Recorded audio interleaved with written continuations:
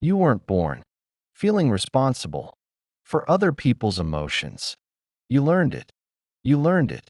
The moment your needs made someone uncomfortable. You learned it.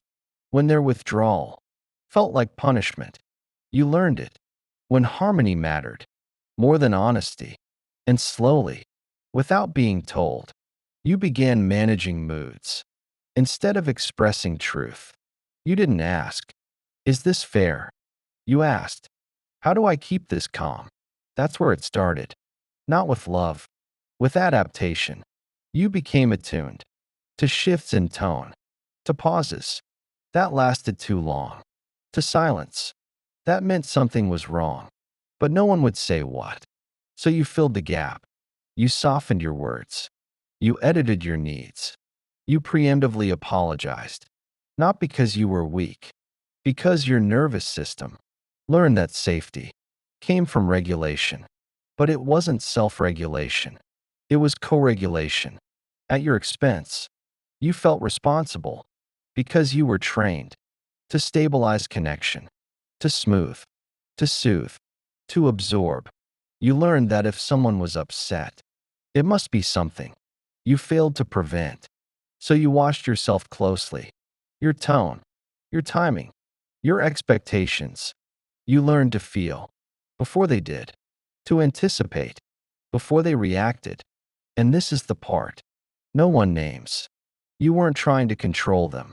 You were trying to survive emotionally. Inside unpredictable connection, responsibility felt safer than abandonment. Carrying their feelings felt better than risking distance. So you carried, and over time, that carrying became your identity. You became the understanding one, the calm one, the emotionally intelligent one. But underneath was a quiet exhaustion because you were holding what was never yours. Their disappointment, their discomfort, their emotional avoidance. You mistook empathy for obligation. You mistook care for self-erasure. And the cost was subtle. You stopped checking what you felt before adjusting. You stopped trusting the first signal in your body. You delayed your truth until it was safe. But safety never came because the relationship relied on your regulation to function. And here's the truth. That creates discomfort when you're responsible for someone else's emotions. They never have to grow. They never have to self-soothe. They never have to self-reflect. Your over-responsibility became their underdevelopment, and your body felt that imbalance long before your mind did. That tightness in your chest, that fatigue after conversations, that sense of being too much for wanting clarity. Those weren't flaws. They were signals. You weren't asking for too much. You were asking someone who outsourced emotional work to meet you in adulthood. And your system knew before you did. This is why the shift later feels so quiet, not dramatic, just relieving. Because when you stop carrying what was never yours, your body finally rests. And in that rest, clarity begins. At some point, you stopped asking, "What do I feel?" and started asking, "How do they feel right now?" Not because you were weak, but because your system learned that harmony depended on you. You learned early that emotional stability was something you managed. If they were quiet, you filled the space. If they were distant, you leaned closer. If they were upset, you searched yourself for the cause, not consciously, automatically. Your body learned. That connection stayed intact, only if you stayed attuned to everyone else. That's not emotional intelligence. That's emotional hyper-responsibility. And it often forms in environments where feelings were unpredictable, where moods shifted without explanation, where love felt present one moment and withdrawn the next. Your nervous system adapted by becoming vigilant, watching tone, tracking energy, anticipating reactions, not to control, but to survive connection. So when you grew up and entered relationships, that pattern followed you. You didn't just care. You carried. You carried their stress before they named it. You carried their disappointment before they owned it. You carried their discomfort so they wouldn't have to. And because you were good at it, it was rewarded. You're so understanding. You're so patient. You're so emotionally mature. But what no one named was the cost. You learned to regulate others before regulating yourself. You learned to smooth emotions instead of honoring your own. You learned to apologize for things that weren't violations. You learned to shrink reactions so they wouldn't feel overwhelmed. And slowly, responsibility replaced reciprocity. You weren't in connection. You were in management. That's why love felt exhausting. That's why you felt tired without knowing why. That's why being low maintenance came with such a high internal cost. Your system stayed activated, even in calm moments, because peace felt conditional, like something you had to maintain. Here's the part most women miss. You weren't trying to fix them. You were trying to prevent rupture. Your body associated emotional expression with loss, with withdrawal, with distance. So you preemptively took responsibility to keep closeness intact. That doesn't mean you were wrong. It means you were adaptive. But adaptations that once kept you safe can later keep you small. Because when you carry someone else's emotions, you abandon your own. Not dramatically, quietly, moment by moment. You stop asking, "Is this okay for me?" and start asking, "Will this upset them?" You confuse empathy with self-erasure. You confuse care with containment. And eventually, your body speaks up through fatigue, through resentment. You don't want to feel, through a sense of loneliness, even when you're not alone. That loneliness isn't because you're ungrateful. It's because you're unseen, not by them, by yourself. And when you begin to notice this pattern, something shifts. Not suddenly, not dramatically, but internally. You start pausing before taking responsibility. That isn't yours. You notice the reflex to soothe, to fix, to explain. And instead of acting on it, you stay with your body, with the discomfort of not managing the moment. This is where regulation begins, not by forcing boundaries, but by recognizing what you've been carrying that was never meant to be yours. You don't stop caring. You stop absorbing. You don't withdraw love. You redirect it inward first. And that's not selfish. That's maturity. Because real connection doesn't require you to disappear. And real safety doesn't ask you to hold everyone else together at your own expense. This is the moment.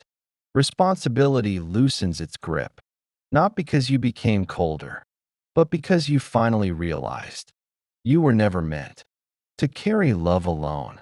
At some point, your body learned that love required monitoring, not enjoying. Monitoring. You watched their mood before you checked in with your own. You adjusted your tone before you named your truth. You softened reactions that were actually signals, not because you were weak, because you were perceptive. You could feel when something shifted, their silence, their withdrawal, their irritation. And instead of asking, what changed in them? Your system asked, what you did wrong. That wasn't insecurity. That was conditioning. When emotional responsibility is placed on one person, the nervous system adapts to prevent rupture. So you learn to anticipate, to smooth, to manage. You weren't trying to control them. You were trying to keep connection from collapsing. And that's the part that rarely gets named. You weren't chasing approval. You were preventing loss. Your body associated emotional disruption with danger, not danger like threat, danger like abandonment, distance, disconnection. So your system did what intelligent systems do. It compensated. You became the regulator, not because you wanted power, but because no one else was holding it. And over time, this became your role. You absorbed discomfort so the relationship could keep breathing. You translated emotions they wouldn't name. You carried tension they refused to feel. And slowly, your needs learned to wait, not disappear. Wait. This is why it didn't feel dramatic. It felt responsible, mature, loving, until your body started protesting. Fatigue, resentment, a quiet numbness. Not because you stopped caring, but because your system was exhausted from being the container. Here's the psychological truth that changes everything. When one person becomes emotionally responsible for two, intimacy collapses because intimacy requires two regulated nervous systems, not one hyper-attuned and one avoided. You felt responsible for their feelings because they weren't available to hold them, not because you were too much, not because you were needy, but because someone had to.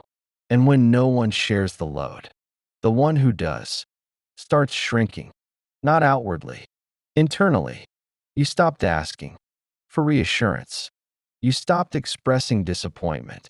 You stopped naming impact, not because you didn't feel it, but because you learned it wouldn't land safely. So your system adapted by going quiet. That's not self-betrayal. That's survival intelligence. But survival intelligence isn't meant to be permanent. Eventually, your body starts craving mutuality, not intensity, not chemistry, mutual regulation. Someone who notices their own emotions, someone who doesn't outsource their internal world, someone who can stay present without you holding the atmosphere together. This is why clarity begins when you stop managing, not because you become colder, but because you become honest. You let their emotions belong to them. You stop cushioning reality. You stop absorbing tension that isn't yours to metabolize. And at first, this can feel uncomfortable. Your system has been trained to equate responsibility with safety. So releasing it can feel like risk. But slowly, something else emerges. Space. Relief. Your body settles. Because it's no longer bracing. You start noticing how much energy you had been using just to keep things smooth. And you realize love was never supposed to require that level of vigilance. This isn't about blame. It's about recognition. You didn't imagine the imbalance. You adapted to it. And now, your system is ready for something different. Not louder love, not harder love, but shared emotional responsibility, which feels calm, which feels steady, which doesn't require you to disappear to keep it alive. That's not too much to want. That's the baseline your body has been waiting for. At some point, you stop asking why it happened, not because it didn't matter, but because your body finally understands. You weren't responsible for their feelings. You were responding to a system that trained you to manage emotional instability in order to feel safe. That's not weakness. That's intelligence applied under pressure. Your nervous system learned that connection required anticipation, reading tone, sensing shifts, softening edges, preempting disappointment. You didn't choose this consciously. You adapted, and adaptation kept you alive in emotional environments where your needs weren't welcomed. So your system did the only thing it could. It learned to regulate them. Instead of trusting, they could regulate themselves. This is where many women carry unnecessary shame. They think, I should have known better. But your body wasn't trying to be wise. It was trying to be safe. And safety, back then, meant staying attuned to someone else's emotional weather. That's why walking away felt so destabilizing. Not because you love them more, but because your nervous system lost its assignment. It didn't know who to monitor anymore, who to anticipate, who to stabilize. So the quiet felt unfamiliar, not peaceful yet, just empty. This is where healing actually begins. Not when you cut people off, not when you harden, but when you allow your body to experience neutral space without filling it. You start noticing how often you used to scan, how quickly you used to adjust, how little room there was for you, not because you were erased, but because you were busy, keeping the emotional environment steady. And here's the reframe that changes everything. You weren't responsible for their feelings, you were responding to emotional inconsistency with hyper-responsibility. Once you see that, the self-blame loosens. You stop calling yourself too much. You stop labeling yourself codependent. You stop pathologizing what was actually a survival strategy. And with that release, your system begins to reorganize. You notice you don't rush to explain yourself anymore. You don't jump to soften truth. You don't manage reactions before they even happen. You let people feel what they feel, and you stay, not to fix, not to soothe, just to observe. This is not detachment. This is boundary. At the nervous system level, you're no longer outsourcing your sense of safety to someone else's emotional state. You're sourcing it internally. That's why calm starts to replace urgency. You're not waiting for permission to relax. You don't feel responsible for outcomes that were never yours to carry. And something subtle shifts. Your body feels heavier, in a good way, more grounded, less alert. You're no longer bracing for emotional fallout. You're no longer preparing to repair something you didn't break.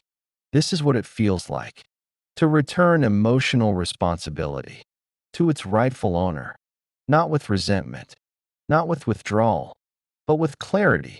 You understand now that love doesn't require self-erasure, that care doesn't demand constant monitoring, that intimacy doesn't grow from emotional labor. It grows from mutual capacity, and you can feel the difference immediately. With emotionally mature people, your body doesn't tighten. You don't rehearse. You don't perform. You don't prepare for disappointment. You simply show up. And that ease is the signal, not chemistry, not intensity, but safety. This is why you no longer chase. Not because you stopped caring, but because your body no longer confuses responsibility with love. You've learned that you can care without carrying, that you can be present without managing, that you can love without losing yourself. And if this realization feels quiet instead of dramatic, that's a good sign, because real healing doesn't arrive with urgency. It arrives with relief. You're not cold. You're regulated. You're not distant. You're self-trusting. And you're not abandoning anyone. You're simply no longer abandoning yourself. If this felt familiar, let it land. No action required. No decision needed. Just recognition. Because recognition is what returns your power without force. And you're already there.